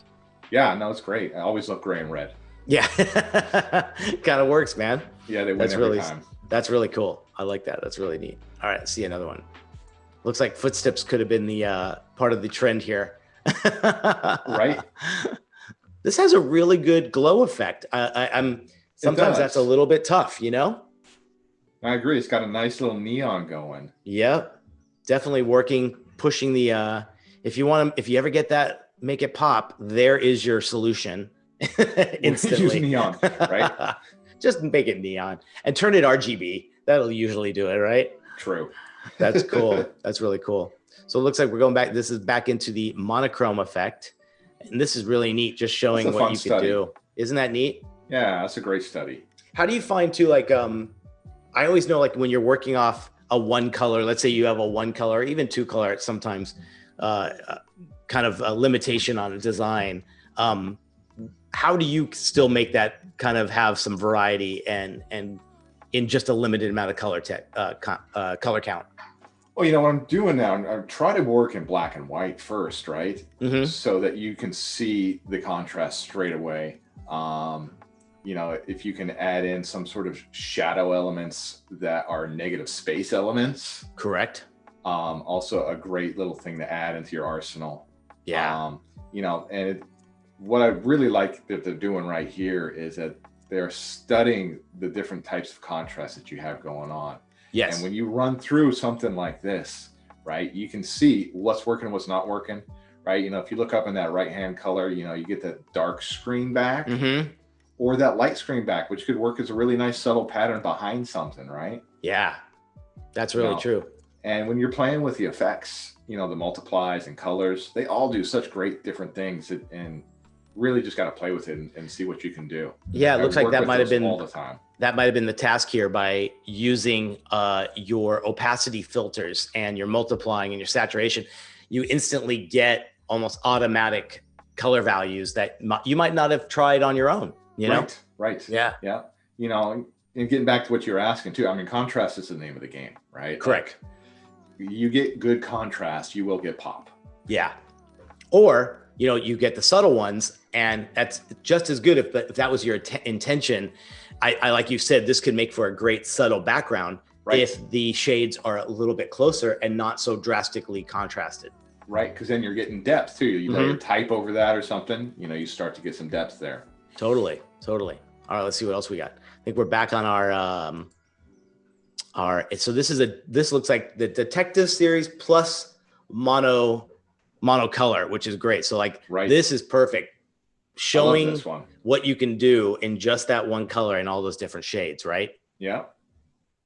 Do you use like the grayscale tool a lot? Like when you have a full-blown illustration and you can just go to grayscale and it automatically makes all of your values for you? I do. You know, it's a great way of looking at it, right? So you can see those values. Yeah. Otherwise, you can get lost in colors. That is true. True. But this is great. I think there's some good creativity here. Putting in a nice little logo on the door. This is really fun. There's quite a bit of depth to this. And I can almost see like a few eyeballs in that vent up there. Oh, yeah. Right. Yeah, that would be a neat little thing to add. Yeah. Nice touch. I like that idea. Definitely. Got the filing cabinet, it looks like. Some cool stuff there. Seeing the full color version of it as well. Again, yeah, these are just great little exercises. Then we got Jay put together a third one here in a whole blue. So now you got the whole like kind of captured at night vibe. Yeah. And you can see the different, you know, moods you get with color. You're right. This one looks right in the middle of the day. Not so spooky or interrogating, but this one definitely works, right? Yeah. Well, and too, you know, that hard light / shadow, correct, you know, starts to add a little bit of drama to it, right? It can really bring a nice interest to the scene. This is nice. Yeah, that's really, really well done. And then there's that second cast kind of right over it. I noticed that. Nice work there, Jay. All right, so we're going to scroll up a little bit more and let's see what else we might have here. Oh, here's some cool ones. So these are by Dafau. I'm probably butchering that, but wow, this is really something, man. That looks killer. Times. Isn't that great? Yeah. That sums up 2020 right there. This is great. Breaking news. The Adobe Bandit strikes again. There you go. Nice. So we got that. I would say too, it looks like the type is it looks like it's a little bit magnified. Just a bit. And I love the 3D effect he's got going there too, right? Well, decoding it. It's almost decoding it, right? Exactly. This is fun. That's great. I've never done anything like that where using multiply, using a few of those opacity filters could probably do that trick for you without even trying. Like you build this and then you put that red over it. And of course it's going to knock out all of those funky rednesses in it. Right. You know, but this is a great little illustration too. It sure is. Bringing in all the different elements and things that they had worked on there. That's pretty cool. Like that. And then we got a really nice blue one as well. Again, different vibe, right? Yeah. It doesn't feel as dramatic as the other one. Yeah. Because of the blues. You're right. That's really cool. And then there's a nice combination. Look at this. That's very cool. That's really neat. Very well done. Yeah, I like the floating kind of mechanisms of things with the shadows going down. This looks really fun and cool. All right. We got another who done it. What do you think? I like it. I would say too, like, be careful about, you know, your wood grain and stuff where you put some floating text. That'd probably be one thing. But yeah, put that on a piece of paper maybe or something. Yeah. Even a torn piece of paper, just for a little bit of variety, you know, that'd be kind of fun to do. Looks good. You know, one thing you could do on this one, you know, with that whodunit, you could take the wood grain itself, overlay that with a multiply. Yes. And then you're going to get some grain on that wood, on that whodunit typography, and it's going to look like it's part of the table. Yes, exactly. I like that vibe. That's really cool. All right, let's see what else we got. Oh, this looks like an excerpt from it. Yep. Stolen property, like that. Best whiskey ever. Like he took it from dad. Yeah, exactly. I'm seeing some similarities in these ones here. Here's a good one from Abu Dalla. Cool. Getting some good little gradations in there. Yeah, and these 3D extrusions are great. Yeah. Love seeing like the little added details that you can see those little flares in here. But there's such a good, like, kind of overall glow happening there. Yeah.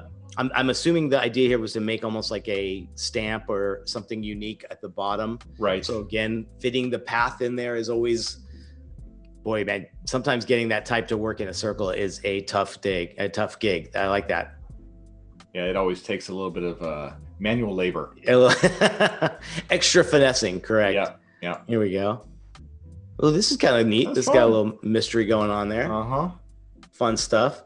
Cool thing here. I really like the way this is like almost like that gradient over here is just almost fading the complete thing out, and you're getting that nice fade to black to the right. Yeah, I like the little subtle highlight too on them. That's always good. I just make sure like maybe like it looks a little more pronounced on her hair, but then like maybe that's the cool idea is to give it a little bit more on this guy so it matches that. Right. But other than that, it's kind of fun and mysterious. That's obviously really cool. That was from Tasha. Nice. Cool. So we got a few more of those. I think we've seen these guys before. This looks like a new one. That's fun.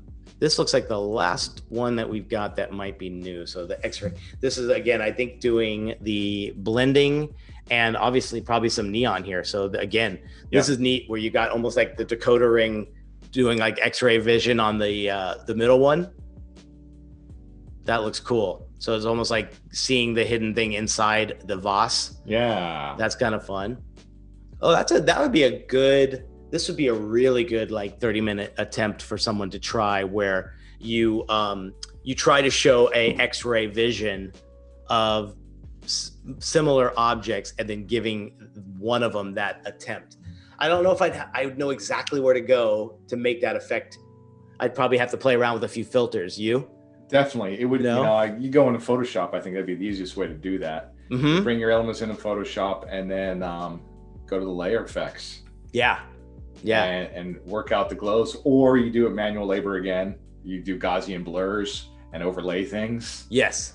There you go. I'm a sucker for trying to figure it out in Illustrator for some reason. Like I think it's like, not that it like, they have so many similar features at this point now. And a lot of times too, I think it's just for me, maybe it's more of a challenge to figure it out in Illustrator because it's almost, it's just that it's a challenge to see, can it be done? Most definitely can. Yeah. But it is, again, it's maybe a way of getting a little bit more affiliated with some of the other things that you're not using so much, and you might find some really unique thing that you haven't tried before, Right. That's where these exercises lead you, right? Oh, totally, man. Yeah, exactly. Let's see. These are from L Watch, so we can look to a few of these. That's really neat. That's got a good misty vibe on there. I kind of dig,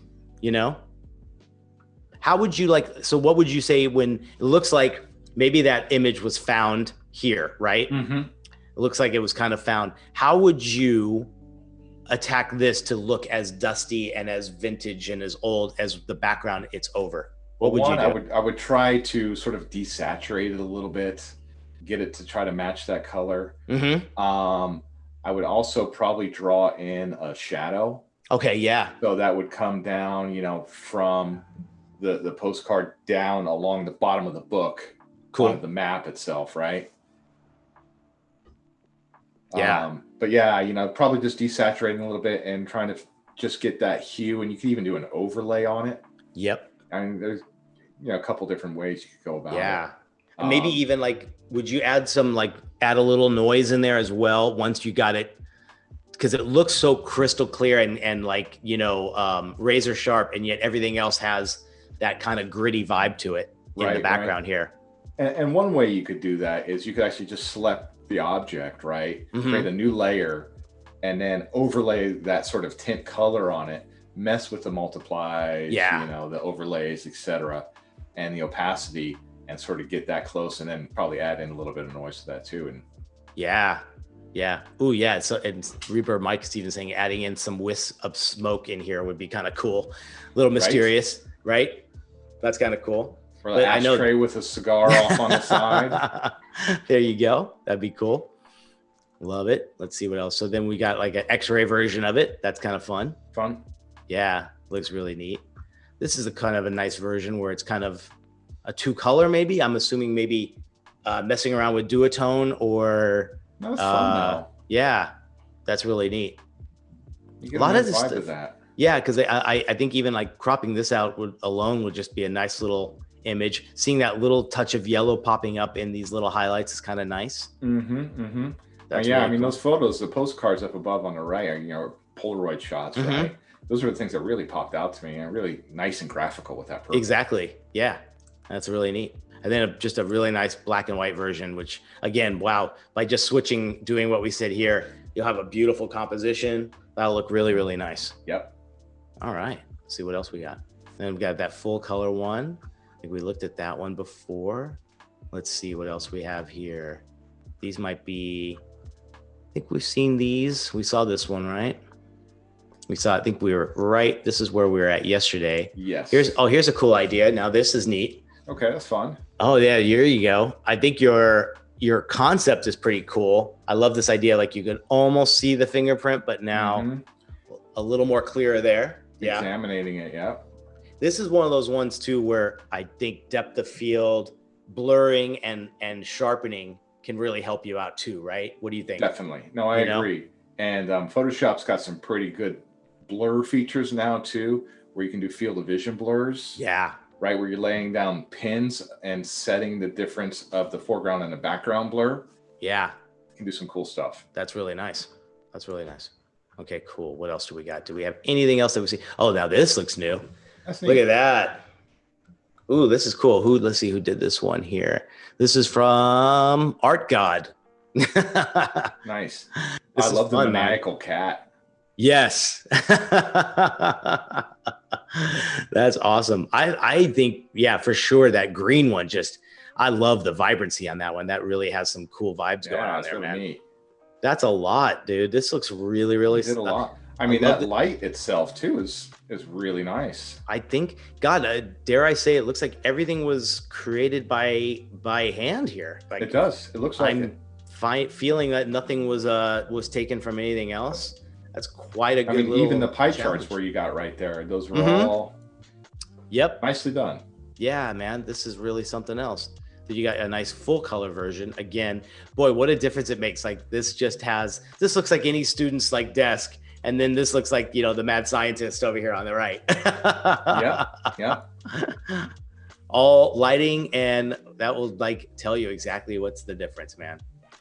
Oh, so this is neat. I think we're seeing from some stuff from yesterday and actually taking it to the next level by applying the secret message magnifying glass effect here. Neat. There you go. That'd be fun. This would be some cool stuff too. I wonder if you could do this actually. It'd be a great social media campaign where if you maybe made some art, but the most heavily used like 3D glasses could actually do some effect and reveal a hidden message for stuff that you're putting on social media or anything like that. Right. I wonder if that's doable. I don't know. It's a good idea. You know, if you heard it here first, folks, of I'm gonna have to trademark that one. 3D social media. Yes, there you go. Here we go. This one's from Blank. Oh, throwing in some donuts. That's gonna get me every time. Love that. Looks cool. Okay. Oh yeah, that's pretty sick. That's cool. That's real fun.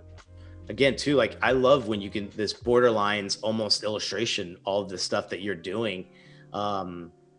It turns folks that are maybe more graphic designers and don't consider themselves Illustrator, like myself. Me and too. when you get to this level, a lot of times it's quite gratifying that Illustrator gets you this chance to try something, and be a little bit more illustrative. This is kind of fun. Here's another one, the hidden That's message fun. ring. Yep. Ring of truth. It's almost like one of those, what are those pop things called? The ring pops? Oh, yes. There you go. It's almost as big as one, right? It With is. that big Yeah. rock candy on top. Definitely cool. Let's see I think a few of these we saw. And the ring was like my precious. Yeah. Ooh, that's kind of intriguing. I would That's be interesting. Right? Yeah, the abstractness is really cool.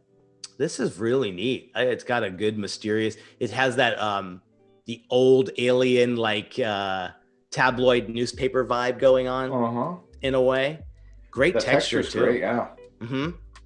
This looks good. It looks really good. Then you got your first stage. It looks like. Always good to see the process. How often do you in your process or even just your work stage? I know you're obviously not thinking about that case study until you maybe have to build it. But when you're in this stage, are you saving every level of your projects just for this reason? I try to. Yeah. Yeah, I try to. And, I do think about the case study perspective. I didn't when I was first starting out. Yes. But I do now. Yeah. Right. That process of saving as much information as you can. Yep. And going back and be able to use it later. Yep. Really valuable. That's great. Yeah. I like to, you can always go back, and this just made me think, because I can look at old artboards of the work at the very beginning, and I might have had something I totally did not use. But again, it's either resalvageable for something else, or for that case study when you want to show it off and you want to show what you've done, right. Which is really, really cool. Or to post something on Instagram when you have nothing else. There you go. Yeah. Oh, no, this is great. Bringing in the monochromatic and some motion. Fun. That's a good one. Yep. Putting together a nice little quick little animation. Yeah. Just goes to show you what just 2 frames will do, right? Right. That's really neat. Got to get into a little bit more of that kind of that stuff there as well. We just got a few minutes left. This is a great one with the script right over each other. That's kind of fun. Yeah, that's fun. Well, the blue-red multiply is always a beautiful thing, right? I know. All these 3D effects have got me thinking of what's that next thing. I'm going to figure it out on social media. There's got to be a way. I'm just going to buy a bunch of those old 3D glasses and there you go. give it a shot. Sounds like a 30-minute project for your class too. Do something with blue-red. I think that might be coming along the horizon there. Yep. That's fun. That's nice too. Very nice. Excellent stuff here, guys. This is really neat to see. Keep this stuff up. Let's see if there's anything else. I think this is right. This is where we started yesterday, I believe. Yep. And we got into there. So we've seen everything. I'll do a quick little catch at the bottom to see if, there's a few new ones. There's some cool stuff. We got a nice little, looks like we're doing warping and texting, moving things around, fills. That's neat. Really fun. That's great. Let me check out that skateboard one. Cool. So we've got that, and we, I think we just are about updated there. We are ready to go to the schedule and show you a little bit about what's coming up after us and what you can recap other things that happened this week. Let's see. Are we live with the schedule for our viewers yet? I can't tell. Oh, perfect. All right. So guys, make sure you check everything out from this week. We've got some getting started stuff. We've got Photoshop daily creative challenges with Paul. There's photo composition with Holly Rose. Illustration daily creative challenges with our buddy Andrew. I think we just saw a bunch of those. Go back and watch our episodes. We did 3D and AR with our buddy Jay here. Right after us is XD creative daily challenges with Jesse. Then we have a draw along at 2:30 with Kyle T. Webster, and a design off with our friend Voodoo Val and Tyler Pate at 3 o'clock. So plenty of stuff to check in on this week. You guys got a lot of good stuff from us. Hope you guys are doing it. It's really great to see everybody doing these creative challenges. Jay, how did you like this? Give us your summary. How did you feel? What'd you learn? It was a pleasure, man. I mean, I learned that it's really hard to talk and design at the same time. For sure, right?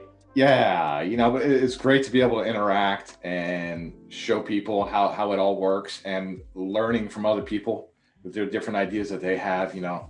Yeah. A lot of fun. Last tips on why anyone should be, got about 20 seconds on why they should be using Dimension. The quick reiterations that you can do.